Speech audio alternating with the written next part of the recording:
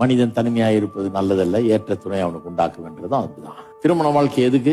கடவுளுடைய நோக்கம் என்னங்க? தனிமையா இருப்பது நல்லதல்ல, ஏற்ற துணையை உண்டாக்க வேண்டாரு. வெறும் தனிமையை போகிறது தான் நோக்கமா? இல்லைன்னா லோன்லினஸ் வந்துடும் அப்படின்னு கூட யாராவது துணைக்கு ஒத்தாசைக்கு இருக்கணும், அதுதான் நோக்கமா? கண்ணுல ரசிக்கிற தன்மையை வச்சவர், வெறும் பாக்குறது இல்ல ரசிக்கிறதுக்கு, நாக்குல சாப்பிடுறதுக்கு இல்ல ருசிக்கிற தன்மையை வச்சவர், காதுல கேட்கிறது மட்டும் இல்ல ரசிக்கிற தன்மையை வச்சவர், மூக்குல நுகர்ற தன்மையை வச்சவர், மூச்சு விடுறதுக்கு மட்டும் இல்ல. திருமணத்துல சொல்றாரு தனிமையா இருப்பது நல்லது இல்லைன்னு, அதுலயும் நீங்க எதிர்பார்க்கிறத விட அதிகமா வச்சிருக்கிறாரு. இதெல்லாம் விளங்கினாதான் அது விளங்கும். மற்றதெல்லாம் எப்படி கொடுத்தாரோ அதே மாதிரிதான் இதையும் கொடுக்குறாரு. வெறும் தனிமையை போக்குறதுக்கு இல்ல, வெறும் பிள்ளை குட்டிகளை பெத்துக்கிறதுக்கு இல்ல, சில இன்பங்களை, நியாயமான இன்பங்களை அதுல வச்சிருக்கிறாரு. இது கர்த்தரா சொல்றாரு? கர்த்தரே தான் சொல்றாரு. ஏன்னா என்னுடைய கர்த்தர் நல்லவர்.